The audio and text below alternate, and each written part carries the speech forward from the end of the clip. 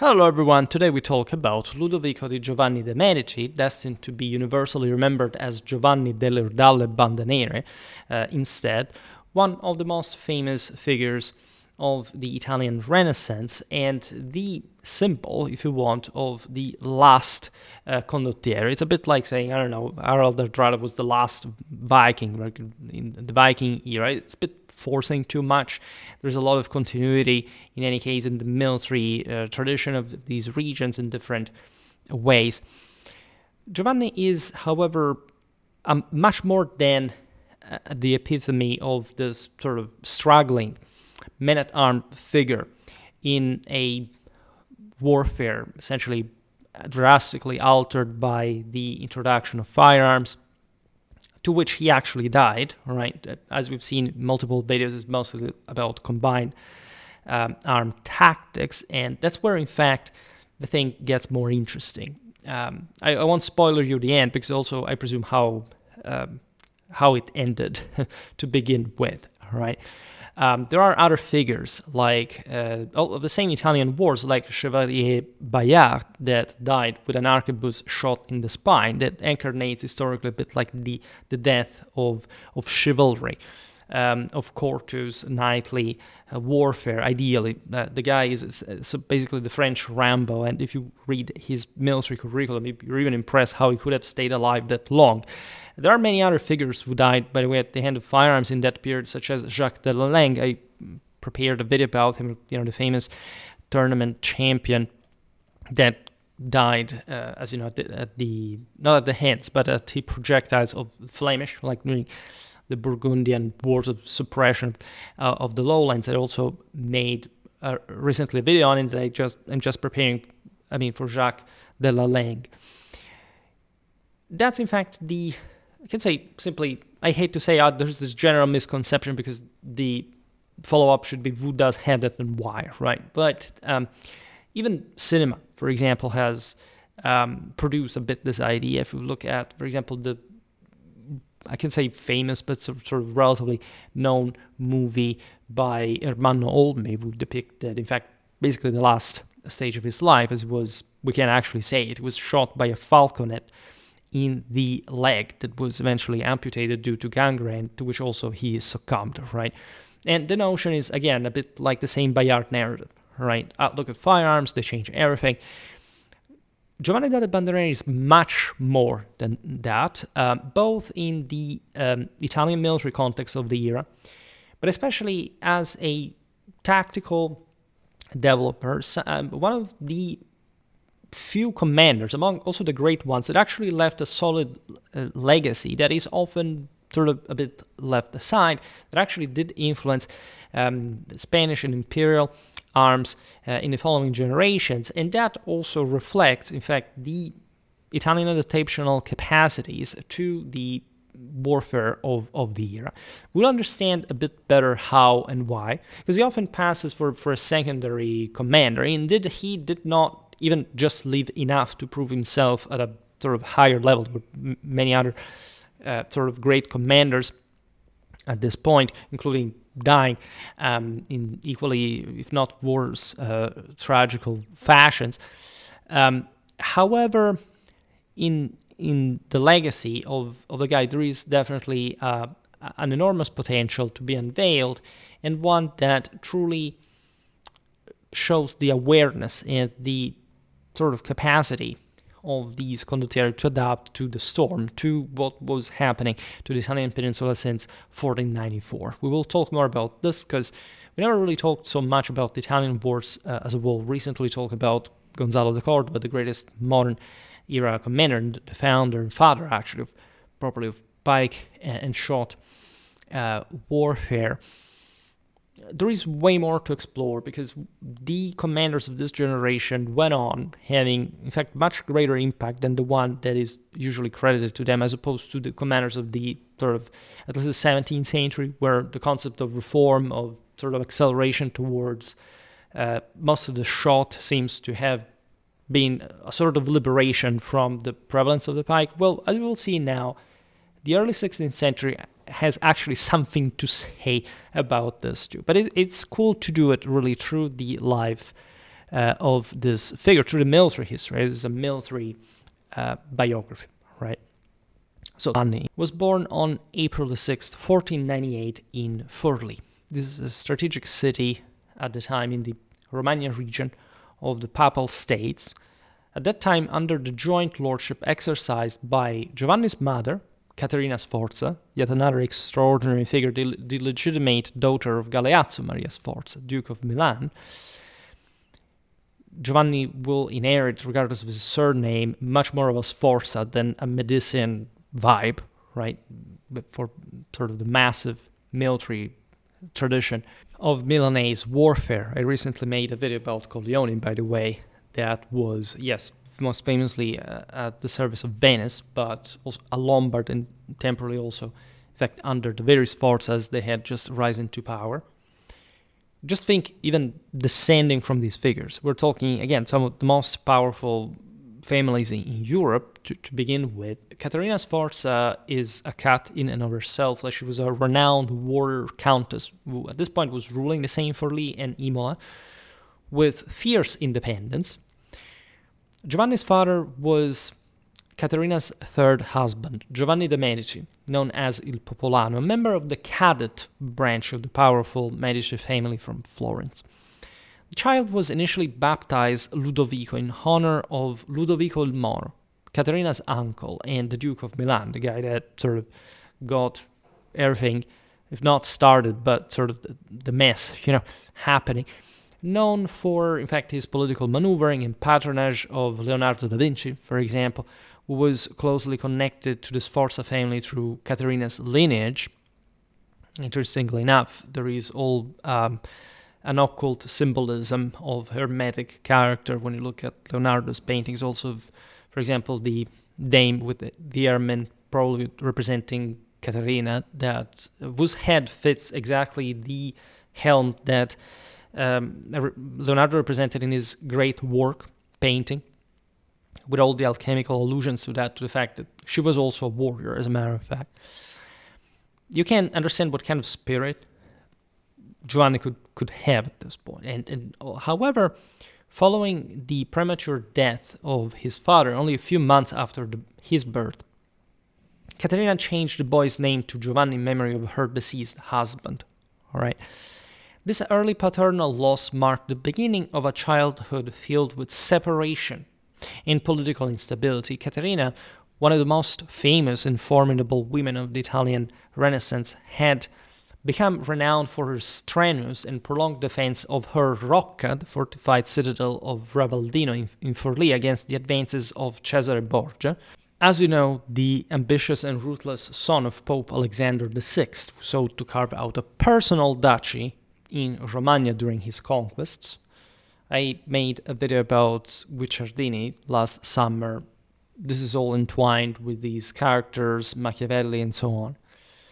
Borgia, determined to incorporate Caterina's Romagnol territories into his dominion, as he was being subsidized from his father, the Pope, ultimately succeeded in defeating her, taking, in fact, her prisoner to the same Rome and appropriating her possessions. During this period of maternal captivity, the young Giovanni spent his infancy in a convent, far removed from his mother. Only after Caterina secured her release did she manage to reunite with her son in Florence, the prosperous Renaissance city ruled by the Medici family and a center of art, banking, and republican politics. That reunion, however, proved very brief. In 1509, Caterina died, leaving the 11-year-old Giovanni an orphan. Following Caterina's death, guardianship first passed to Lufo Numai. Upon Numai's own demise, the responsibility fell to the canon Francesco Fortunati together with Jacopo Salviati, the immensely wealthy Florentine banker and politician who had married Lucrezia de' Medici, daughter of Lorenzo the Magnifico, thus linking him closely to the ruling Medici lineage. Salviati emerged as the dominant influence in the adolescent's life, repeatedly obliged to intervene with his authority, reputation, and financial resources to mitigate the consequences of Giovanni's mounting acts of violence and indiscipline. right? This guy was incredibly energetic, frustrated, of course, with his childhood and adolescence, overburdened to an extent that would, however, prove incredibly effective in order to motivate him and to boost his capacities forward, with this enormous legacy in his very blood, right? And in a political landscape as confused as you can get, think about this contextual aspects, because they really inform a person, especially at that age, and especially with all the, again, here we've seen the major players in the Italian theater, basically, with anything from the Italian side being almost directly connected with him. From an early age, Giovanni showed great physical ability and a marked interest in the martial exercises of the time, especially horse riding and sword fighting, yet this natural inclination towards arms was accompanied by a character that was exceptionally violent, rissoso, and difficult to control. At the age of 12 or 13, he committed his first homicide during a street brawl in Florence, an act that resulted in temporary banishment from the city. Consider also that, again, he was in the Salviati household, he was a Medici himself, he had Sforza blood, so this was a massive embarrassment, but also you couldn't really do too much to him. A second expulsion followed later for continued unruly behavior, including his participation in the rape of a 16-year-old boy, apparently, when Giovanni himself was approximately 13, which is naturally sort of debatable and even just as a novelty. But in any case, these series of offenses forced him into a pattern of restless peregrination between Florence, Rome, where Jacopo Salviati served as ambassador for the Florentine Republic, and Naples, right? This is a libertine and apolid almost lifestyle, something that we never fully investigate. I mean, voices could run regarding all these kind of troubles and crimes. Evidently, the guy was problematic, but he had also a lot of potential. These experiences would dramatically form him. In Rome, he gained a certain local celebrity through a celebrated episode on the bridge of Castel Sant'Angelo, the historical papal fortress overlooking the Tiber River, Hadrian's mausoleum. Vastly outnumbered, in fact, he launched himself against a group of armed men belonging to Camillo Orsini, singled out their commander Brancaccio, a veteran soldier accustomed to war and who had served under various captains, and killed him with a single thrust of the sword despite being not yet 17 years old. These stories are, again, something. This guy had something that was really scary and dangerous, but also extremely expandable for a military career. He was probably born under the sign of Mars. He had this sort of juvenile brutality that seemed far beyond his age. The news of this deed in Rome made considerable noise, as the slain man was, as we said, a seasoned warrior, and the fact that a youth of Giovanni's age had passed him through with the sword enhanced his emerging reputation for bold audacity. Nevertheless, Salviati decided to remove his charge from Rome and sent Giovanni to Naples for a short time, though even there the young man's behavior did not improve. It's not like Naples stimulates that more than much, so Salviati had no choice but to return him to Florence.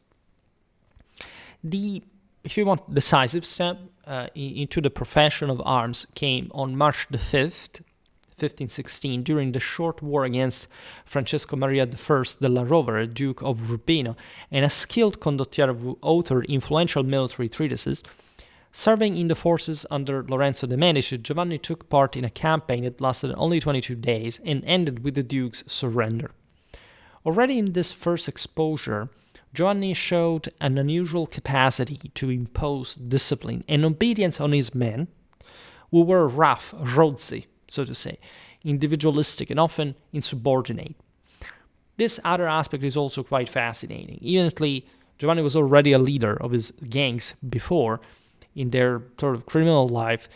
He, in sort of manning up, had acquired an extraordinary leadership capacity that he was very capable of exploiting by establishing a steel discipline among his followers. At 18, drawing upon his considerable inherited means, he constituted his first personal company, 100 light cavalry and 500 infantry. He consciously abandoned the traditional heavy armored knight of medieval descent, recognizing its vulnerability to the new realities of gunpowder warfare and the compact, aggressive formations of pikemen fielded by Swiss and German mercenaries. Instead, he deliberately chose small, agile horses, preferably Turkish or Berber breeds, suitable for tasks of tactical mobility such as skirmishes of the vanguard, ambushes, rapid advances, flanking movements, pursuit, and equally swift withdrawal, right? Harassing the enemy supply lines, this kind of stuff, right? As a beginner of warfare, naturally, that tactical task was also sort of more remunerative. It was a way to make money as well, to sustain oneself. Giovanni rejected thus also the static defensive campal arrangements favored by many of his contemporaries, instead drawing inspiration from the recently deceased Bartolomeo d'Alviano, the renowned Umbrian condottiero, 1455-1515, we can make a video about him, who spent his life on the battlefield, excelling in bold offensives, rapid maneuvers, and victories against the imperial forces while serving Venice. D'Alviano's specialty had been enveloping the foes on one or both flanks rather than relying on static positions supported by counterattacks. Naturally, this must be contextualized in the respective operations, terrains, and so on, right? At some point, war was to be waged by scale and pitched battles. Infantry was becoming ever more important, right? We'll talk more about the developments in condottieri warfare because when one looks at Italian history, not just the word sort of different states, but also so many different condottieri companies, and there is this kind of impression that after all, that they all had sort of different specialties, and people like this almost customization, personalization, but there is a much more coherent, sort of substantial picture of this wall that the Italians themselves had to sort out the hard way, given the injection of some of the most powerful European armies in the peninsula. Armies that were themselves testing each other, experimenting. So admittedly, there was a fairly volatile, especially political and strategical situation, equating, in fact, a much sort of greater opportunity of tactical options here and there, but mostly for especially such a young condottiero at a smaller scale. And at a smaller scale, as we've seen also in the series about the film Krieg explaining how war is waged, of course, the bolder sort of giving up the initiative is detrimental to begin with. But let's say the smaller forces are, and the more disproportionate the results can there, it's not likely in general, but more likely than in bigger engagements to be, right? And so exploiting even bigger armies' gaps, again, their supply system, etc., like through lighter cavalry with hit and run tactics is actually pretty consistent. When you talk about light cavalry here, we're sort of talking about, yes, also skirmishers, but already with firearms, as we will see now, but that would become, in fact, the key to Giovanni's success, paradoxically. So that's, you understand why before I was saying, yeah, he was killed by firearm, but it was not like, I don't know, the man-at-arms par excellence, at least in the way his retinues operated. He had, at least himself, pioneered those same hit-and-run tactics, missile combat, and so on. Naturally, he was fully trained in knightly combat, as he would necessarily have to do, especially as a leader, and again, with some heavy cavalry component. But still exploiting these niches, if you want. Consider this also from an Italian perspective. The Italians did not have the bigger armies of the French, right, of the Spanish, even of the Imperials, of the Swiss even, or the Renaissance armies were not even so big as we think. I made a video last spring talking exactly about this, how if you look, for example, at late 13th, early 14th century warfare, you realize that Europeans fought with much, including the Italians, by the way, that had likely probably the larger forces at the time.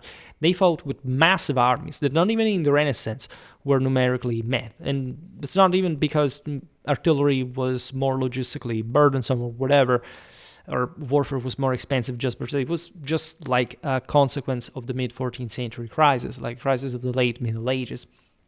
And so if you look at the condottieri as well, you realize that they were the fragmented consequence of, compared to the previous communal statal armies that were immense, right? And still at this point, by the way, the Italians had some of the best armies. The Venetian condotta by the time of Charles the Bold's Burgundian army, in fact, was the strongest army in Europe, together with the latter, right? So Milan, for not talking, but even Florence, if when they wanted, they could recruit more. Naples was a massive power just per se. The same papacy had actually the best condottieri, as we will see now, because Giovanni will enter the same papal service later. So it's as wing territory. Here we're talking about the early phase of Giovanni's enterprise. He will never rise to command enormous armies because his life was cut short too early. But surely he displayed, as we've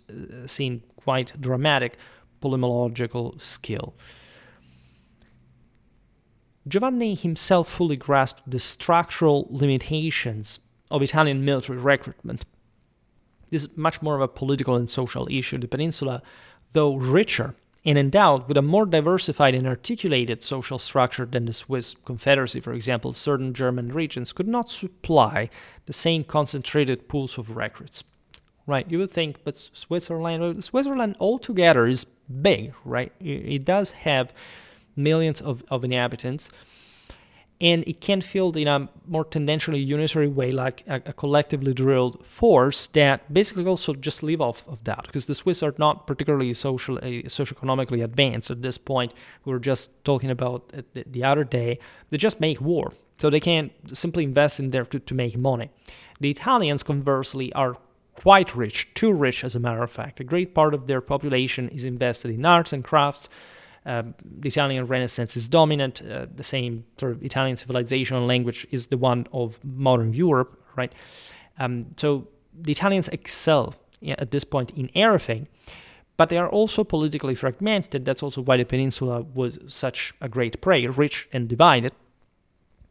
And even though they had very qualitative troops in sort of local context, they lacked the interest or the vision to unite, to cooperate.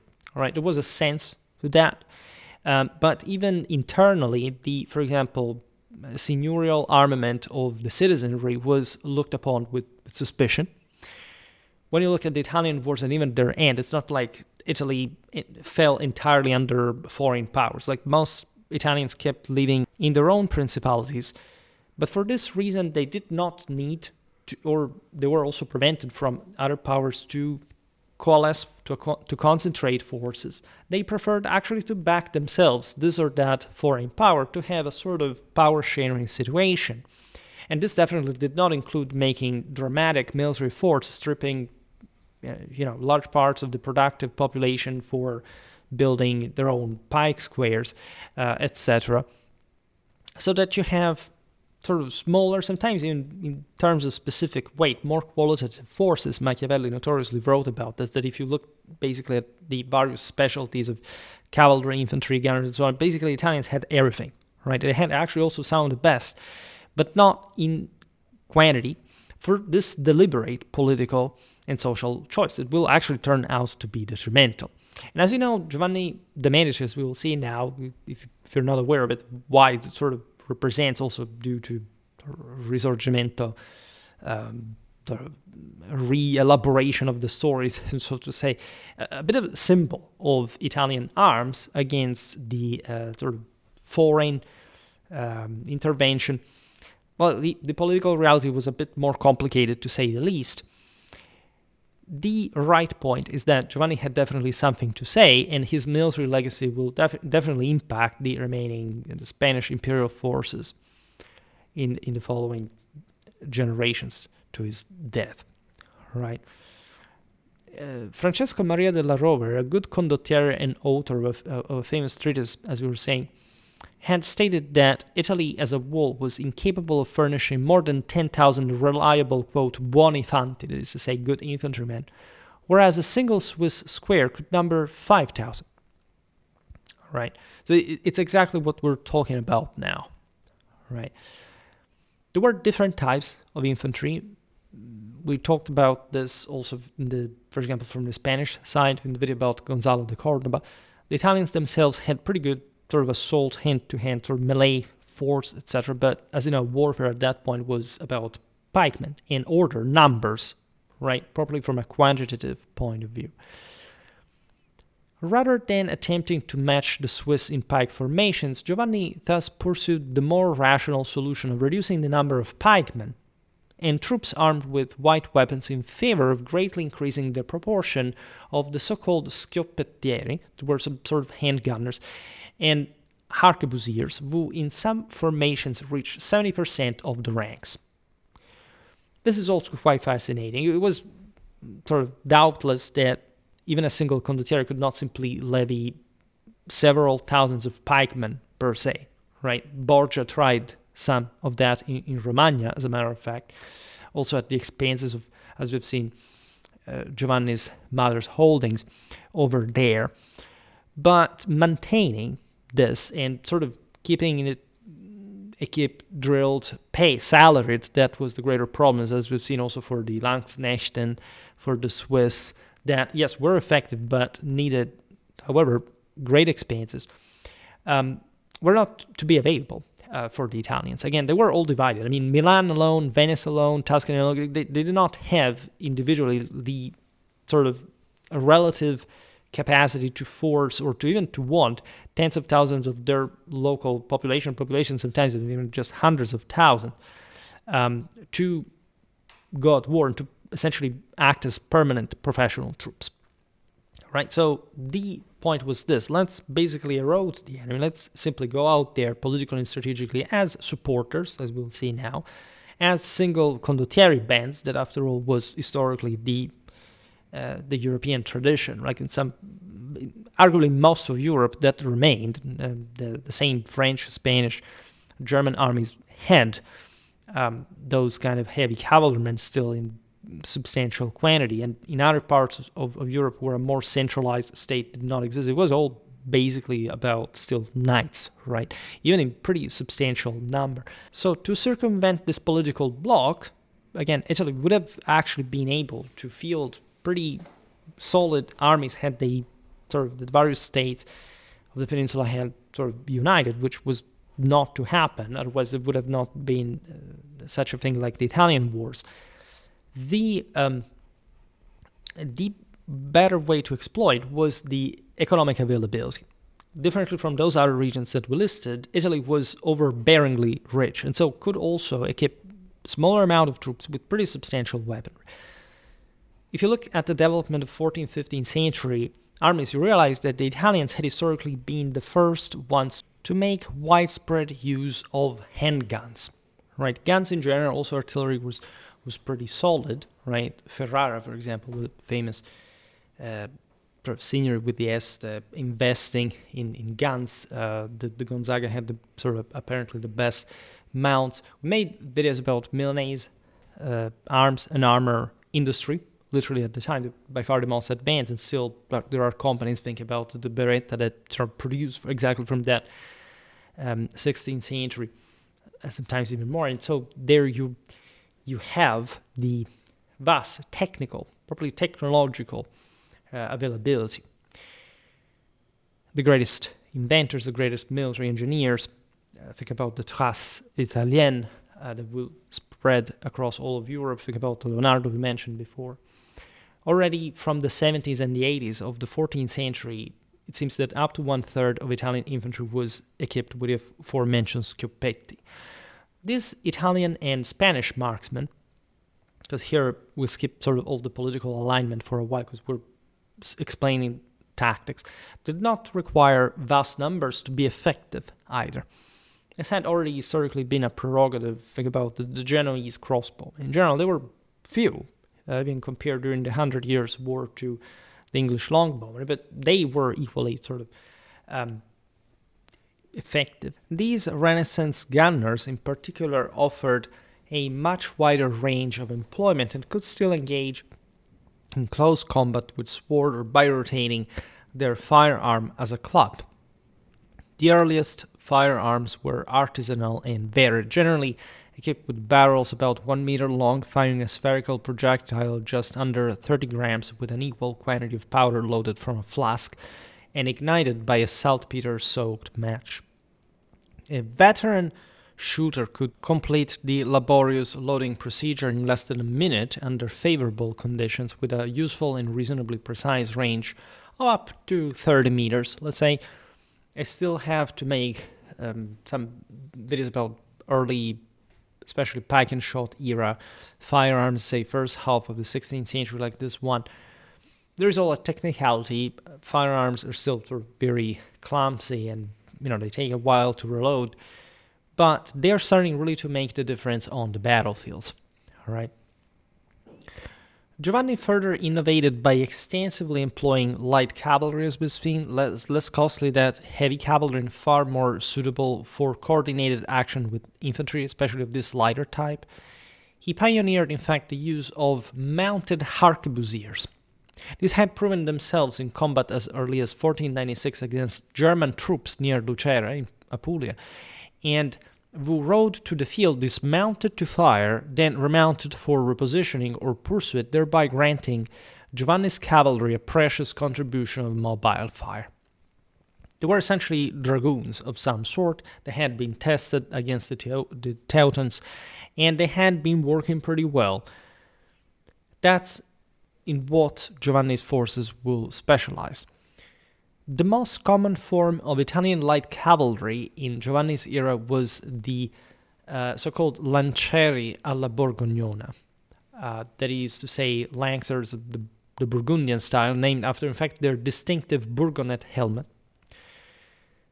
Of course, north of the Alps, there had been sort of similar developments, but we'll talk about this for those armies in other videos. And these horsemen, heirs of the sergeant, who accompanied the men-at-arms in the traditional lance unit of the lancia of the condotta, wore light horse armor, complete with rest for the lance during charges, mace and sword, and rode agile Turkish or Berber destrier rather than the massive animals used by heavy cavalry, making them ductile and capable of fulfilling multiple functions according to tactical necessity. So they didn't even have firepower. They were habituated properly to fight mounted as well, properly to charge, and that's something that in any case cavalry always have. Organizationally, Giovanni was a precursor of the modern military structure in this branch, because his Bande Nere, the black bands, were not a typical loose company, just like the ones of the condottieri era, but a true regiment or squadron ante litteram, structured to fight in unitary formation.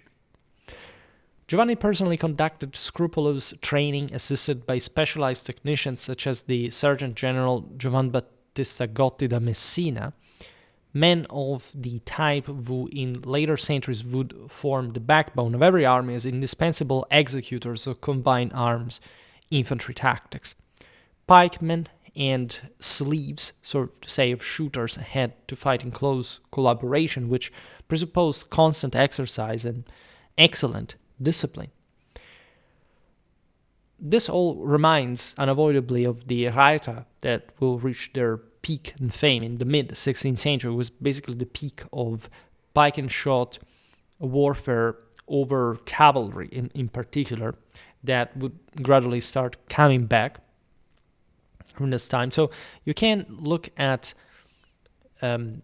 Giovanni's mounted harquebusiers as something particularly interesting and even precursorial, sort of forerunning the same European light cavalry developments. In 1520, this emerging formation of the Bande Nere defeated several rebellious marquesas and lords, including Ludovico Eufreducci, who was killed in battle near Falerone.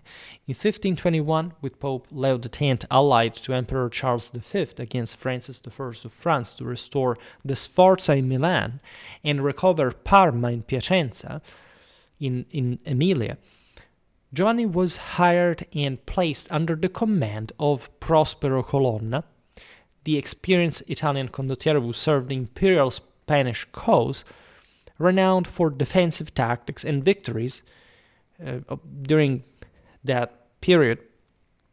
You see also how close to, again, the papacy to the Orsini, the Colonna, both as enemies and friends.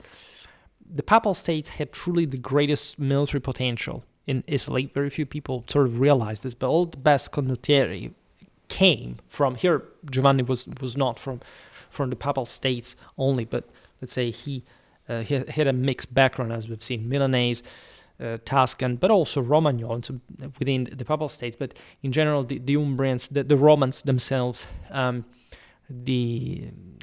seen it also with Braccio recently, were really provided with the best and the most numerous condottieri leaders. So, the top Italian generals at this point were coming from the Papal States, even when serving in somebody else's army.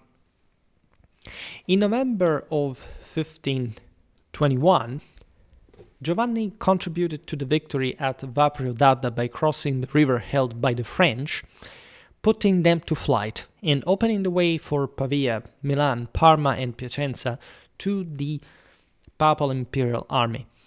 On December 1st, 1521, however, Leo X, the son of Lorenzo de' Medici, died, and Giovanni, for this reason, to manifest his mourning, blackened the banners that until then had been striped white and violet. That has been his color, thus becoming now famous as Giovanni delle Bande Nere, so John of the Black Bands. In 1522, he was hired by the French and took part both in the siege of Pavia and in the Battle of Bicocca, a crashing engagement near Milan where imperial Spanish arquebusiers shattered Swiss pike formations, marking one of the first battles dominated by firearms and ending Swiss dominance in infantry warfare. The worst was Marignano. In any case, they weren't the firearms alone who did it. And there, the combined French and Venetian force under Odet de Foix, Vicomte de Lautrec, was crushingly, in fact, overwhelmed by the Imperials, the Spanish, and the Papals under Prospero Colonna. The battle brought to about, the decline of Swiss dominance among infantry in the Italian wars and of their method of assault by mass columns, by pikemen, without support from other arms. That was mainly the problem of the Swiss, that they had never developed another arm. They went on with a mono-arm thing, and they had been very lucky, even sort of still in the medieval era, against the Burgundian armies of Charles the Bold. In the battlefields of the Italian wars, they achieved some success, especially when integrated, in fact, much more fully fledged multi-armed hosts like the French ones that had a hell of cavalry, a hell of artillery, now with the Swiss a hell of infantry. But alone, they were done for, right? They were easy prey of combined armed tactics. And even, we said it for the Italians, for the Swiss it was different, but it was always essentially social reasons, political reasons for which the Swiss did not develop, they didn't care about developing, and they wouldn't, in this sense, have even a possibility of practically doing it in any convenient way, a different armed force. This was one, again, a very important display of volley fire, one of the first ones in European warfare. In August 1523, Giovanni was engaged by the Imperials. So he had witness to the success of Bicocca from the other side. Now he passed again back into the papal imperial field. In January 1524, he attacked by night the camp of the aforementioned French Chevalier Bayard, one again of the greatest soldiers of the era, while he was sleeping, and put the hero to flight. It took more than 300 prisoners in the process. Giovanni subsequently confronted the Swiss, the most feared infantry of the age, who had descended from the Valtellina to aid the French, and defeated them at Caprino Bergamasco, compelling the French army to leave Italy for this reason. All right. This tells you how important heavy infantry was, in fact, and how you had to take these forces out in detail when they united, when the French sort of integrated the Swiss as neighbors, cooperating, etc. Like, they had this terrific armies that only, in fact, the pike and shot of the Spanish, of the imperial forces at this point could provide. Meanwhile, Giulio de' Medici became Pope as Clement VII. He was cousin of Giovanni's father, Giovanni il Popolano, and a key figure in shifting alliances of the Italian wars, also in a pretty disastrous way. I mean, Pope Clement VII was disliked, even probably by his own mother. Now, the new pontiff paid all of Giovanni's debt, but in exchange required him to pass to the French side. As the same pope had changed the axis of alliances in Europe and now sided de facto with Francis I against Charles V. You know how it will end, and this will essentially cause also Giovanni's death. We're in December 1524, when Francis I entered Italy again for a new campaign and returned to Lombardy, right, positioning himself under Pavia, where he suffered the famous crushing defeat and imprisonment. That's why we're saying before that Giovanni was there. However, he did not participate in the battle proper, but to a skirmish on February the 18th of 1525, when he was gravely wounded in the right shin by an arquebus. He was immediately transported to Piacenza, as reported by Maestro Abramo, a Jewish physician sent by the Marquis of Mantua. That's how important Giovanni was, like what kind of connections he had. He was well enough by March the 7th, as he reached the Parmesan district and the castles of his sister there, right? He was still wounded at this point. That's not where he died, right? That's not the incident, the wound from which he will succumb.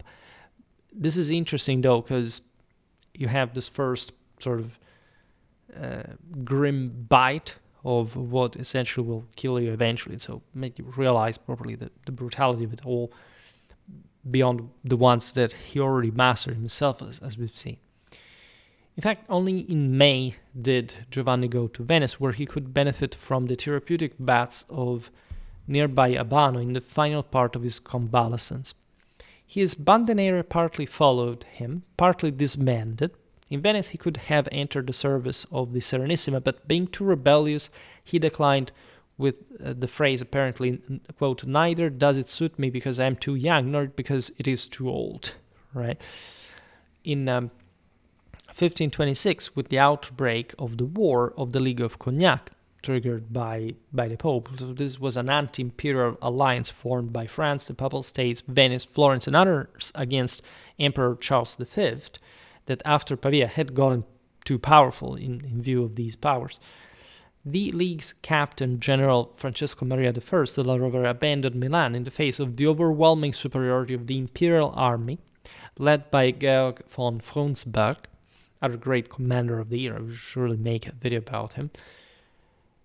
Giovanni refused to retreat and attacked at Governolo, at the confluence of the Mincio with the Po. The Landsknechte mercenaries under von Frundsberg, who had descended into Italy to punish the Pope, really. There were many Lutherans among them, including Frundsberg. That's interesting. We've seen it in the video about the Landsknecht and the German peasants' revolt that was, by the way, breaking out before Pavia, etc. And in general, like Charles V's policy. We also recently made a video about the battle of the war of the Battle of Mühlberg, the war of the Schmalkaldic League, but that happened 20 years later. There's all this ambiguity, right? That imperial soldiers also of the apostolic majesty could essentially be Protestants themselves. There were Spanish among them too that would turn out to be actually more fanatic against the papacy, even the same Lutherans, even as sort of full Catholics. So the German troops, having come down from the Chiese Valley, passed through Gonzaga territory via the Curtatone Gate of the Serraglio with the consent of the Marquis Frederick II. Gonzaga there will let them pass, essentially. On the evening of November the 25th, in the course of a fierce battle near Governolo, this was an attempt to oppose, if anything, to delay the imperial army, preventing it from entering the Papal States and reaching Rome. Giovanni was famously struck in the right leg by a shot from a falconet, probably supplied by Alfonso I of Este, that we said before had good artillery, inflicting a very grave wound. According to Francesco Guicciardini in his Storia d'Italia, again, you have an entire video about him if you're interested, and I also mentioned him in the video about humanism in the history of medievalistics, right, if you're interested.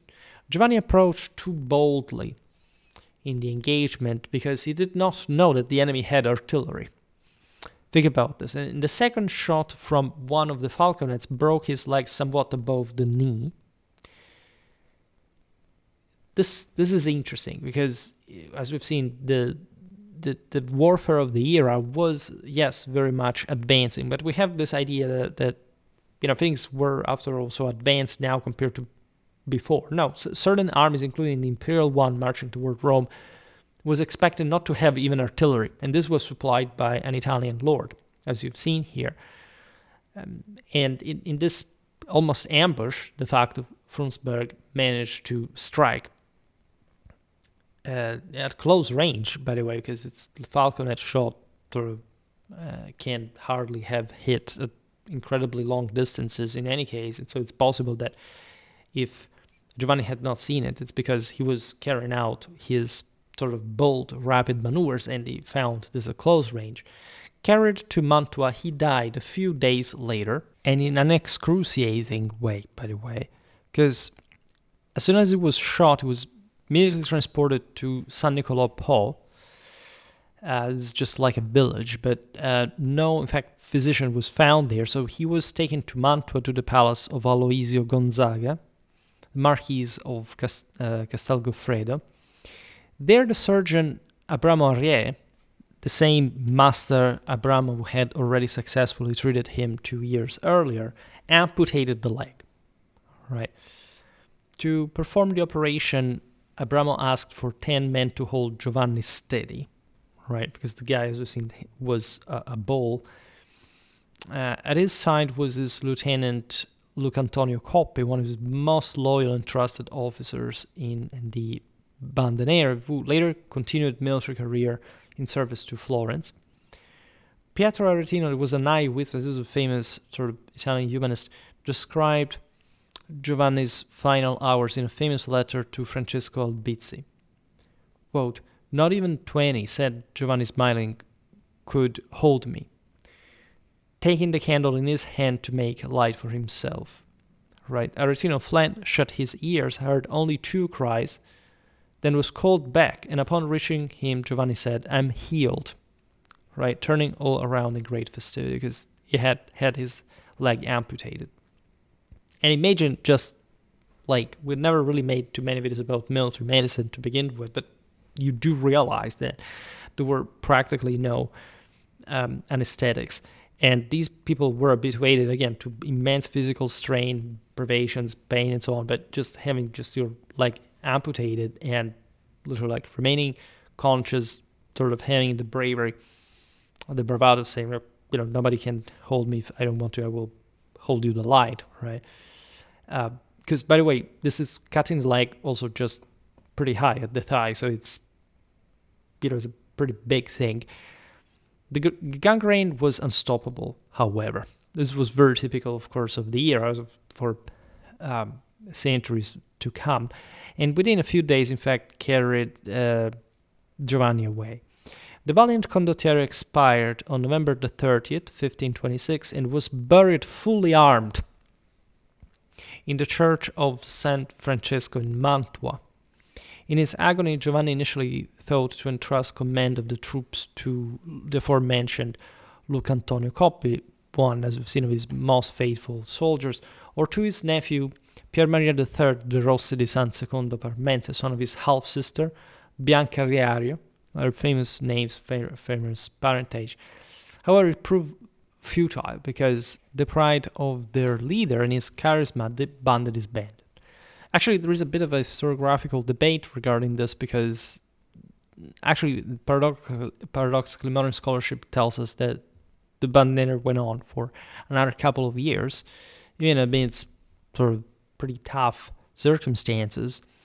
Some of their commanders also distinguished themselves. For example, Coppi, that was saying before, was present at the siege of Capo. There are incredibly brutal, almost sort of depressing things that happened in these years with the sack of Rome, the plague, the spreads, with total mess. I talked about this in a video about the Ottoman raid in the Mediterranean Sea, together with the French signing. There is eventually a siege of Nice. It's very complicated. I'm glad I made a video about Giovanni de' Medici because sort of we need to piece together all these elements of the puzzle, so to say. The reason why, however, they ultimately disbanded was kind of obvious. In any case, the soldiers had sort of a separated career. Giovanni could not be substituted. And it's mostly the chroniclers of the year that says basically these forces at the end of the day disbanded. They didn't have much of a cohesion together. So it's kind of true at the same time. It's remarkable that partially this legacy lived on, as we said before. Pietro Aretino testifies that Giovanni spoke of the aforementioned Luca Antonio Coppi as with extreme affection, saying, quote, "We will send for him." And when Aretino replied, the guy was at the bed of Giovanni during his last days. "But we will send for him." Giovanni answered, "Do you want a man like him to leave the war to seek the sick?" Interestingly enough. And so no mercy even for someone who's dying, but by himself, by saying, warfare, like we are all about that, right? We don't care about the dying even when his commander, even though they sort of were quite attached to one another.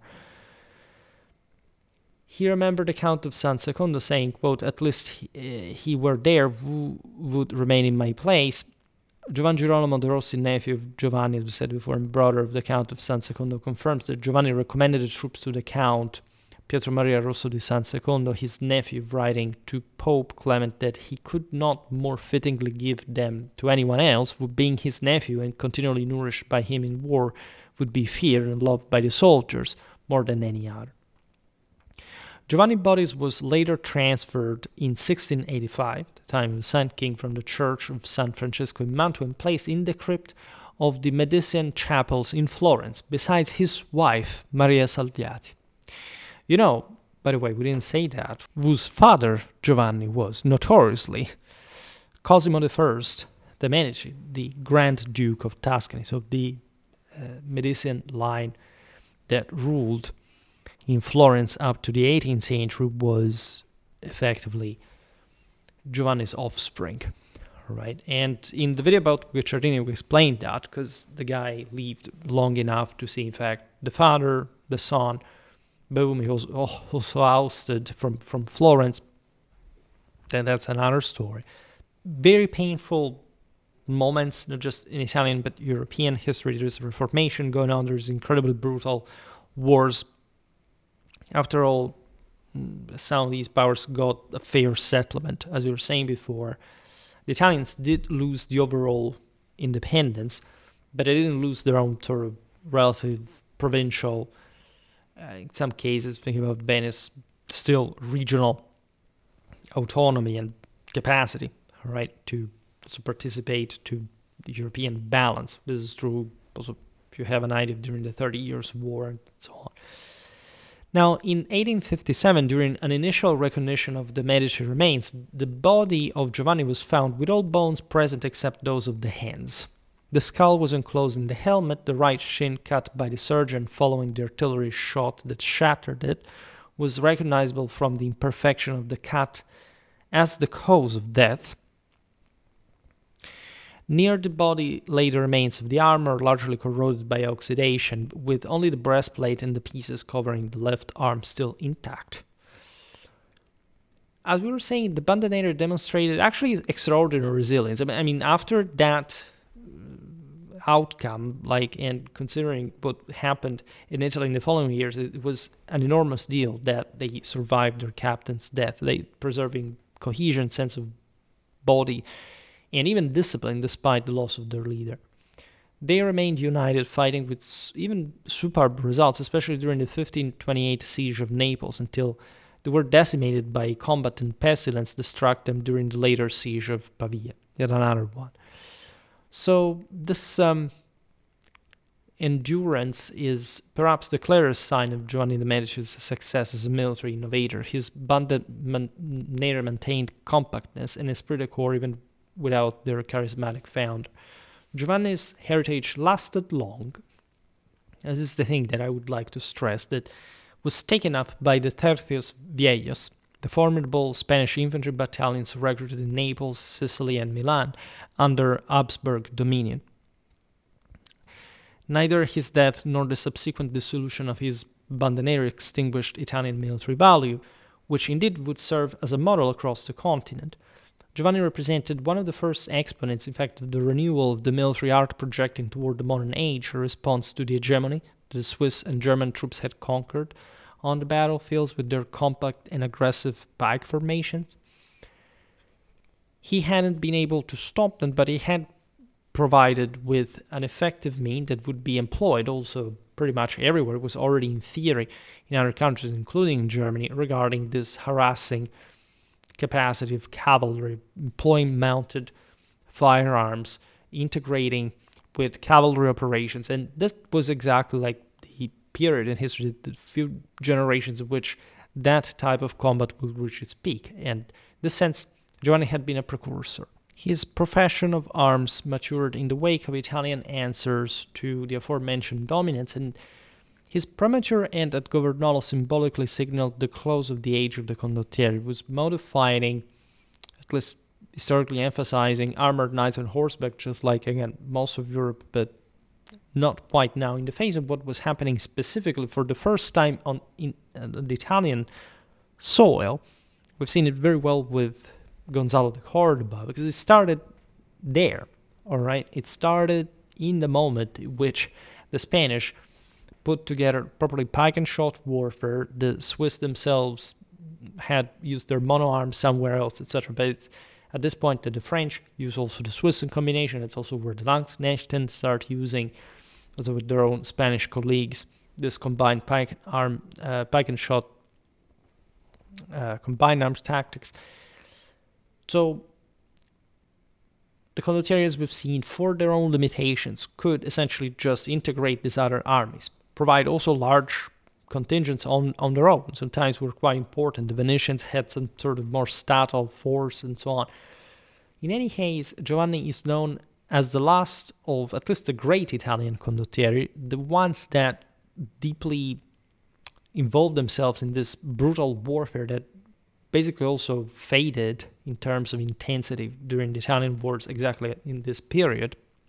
In fact, my same overall introduction to the Italian wars stops to the same Pavia, all right? Because after that, things went, say, relatively downhill. There were other periodical expeditions into Italy, but the level of sort of destruction of level, if anything, of generalized warfare of sort of large armies injected was this one, right? So you have, even generationally, think about Cosimo, Giovanni's son, like more than else, lords that could be leaders of states and still hiring condottieri and so on, but being a bit more detached from the battlefield, really entering sort of a different dimension of European history, right? Not just the Italian one.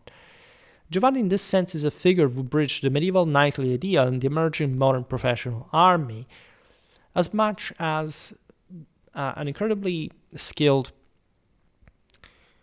commander as far at that operational level that we have seen here, and one that procured the sense of having a quick, sort of movable firepower through properly mounted arquebusiers, right?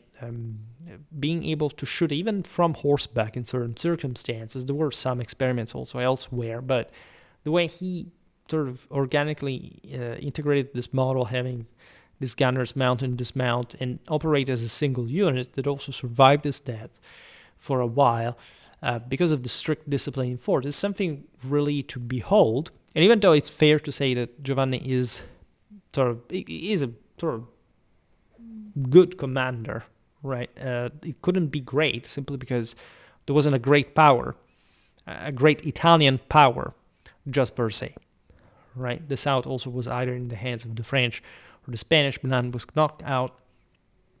So Venice was a great state, but also was frozen basically during the Italian wars. It remained confined after those, and her terra firma dimension wouldn't expand territorially speaking on the European mainland.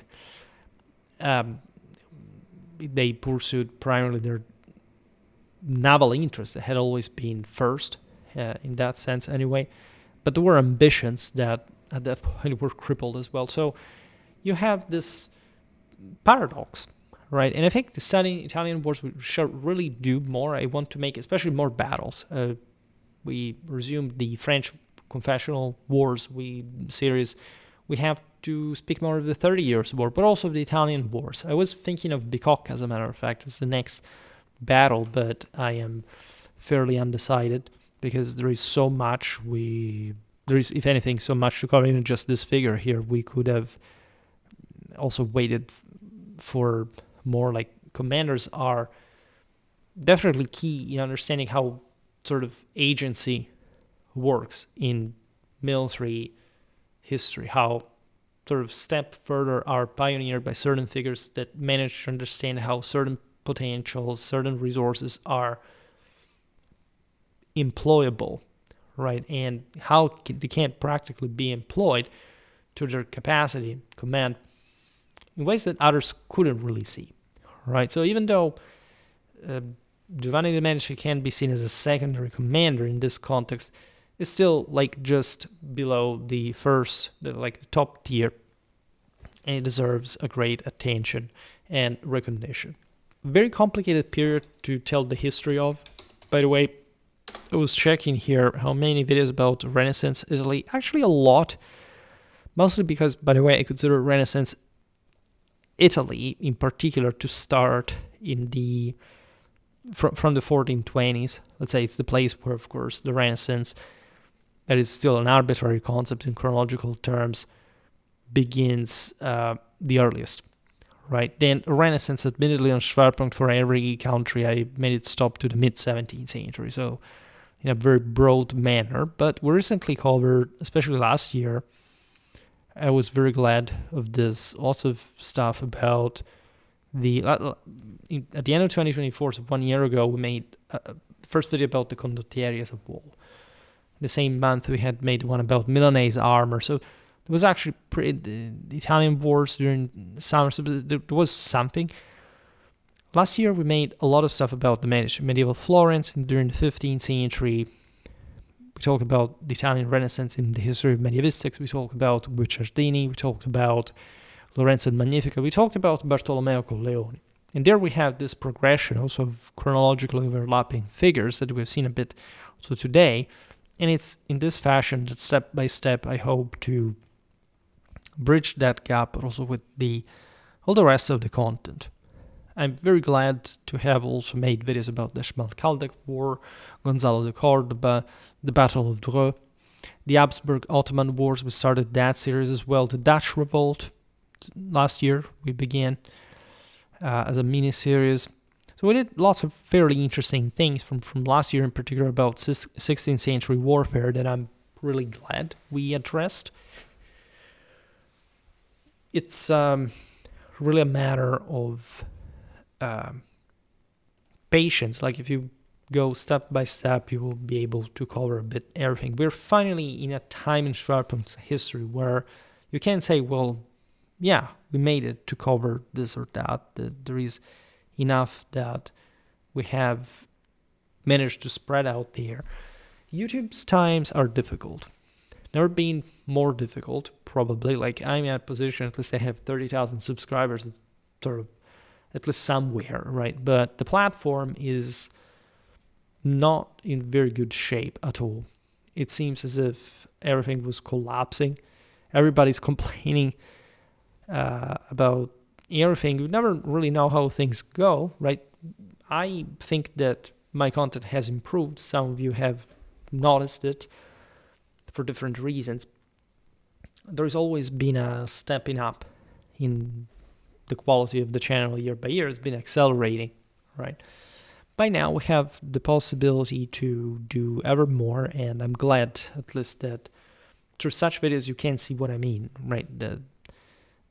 Every video is experimental, telling the truth. It's not like I prepare these videos in this enormous amount of time and everything is really going step by step very carefully.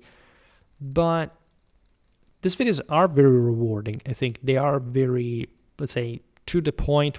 If you really want to understand a certain figure, a certain character, a bit the legend, the myth sometimes, as we've seen the other day with Rommel, for example, but also spaces, times that you don't normally hear of, and or at least pass a bit to a secondary position in the background or something like that.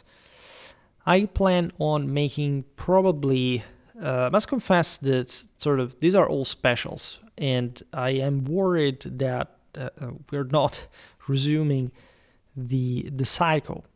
I predicted this. Like I didn't want that to happen, and I'm sure like we will actually go back there at some point. It's not like we can abandon it because there's just so much great content we can't cover that way. But the specials are addictive because they, in part, they are necessary. In part, they are about finally what the cycle did not provide us, because I tended to stick to it and say, okay, whatever comes, like even if it is a relatively obscure thing, we will discuss it, right? Today, I think that after all these years, maybe even part of the reason why, say, we haven't gained more traction may have been that we discussed things that were a bit more secondary. And people still think that I do that, but at least there are some cornerstones, there are some specific paths, links, bridges that are necessary, especially considering what we have already done. Meaning that, as we were saying before, like there is a more traditional way of topic choice that allowed us to talk about certain things that probably wouldn't, I mean, really already give such a different meaning to these videos that I make, because they provide, like, they pave the way to them in a way. So let's say everything can be profitably made. YouTube does not quite help more than much, but we'll see where we can go with this, because again, there is always the chance, the measure here for new content. For today, however, I stop it here. I just hope that you enjoyed this video. If you did, please share it. Otherwise, leave a like or subscribe to my channel if you're interested in my upcoming content.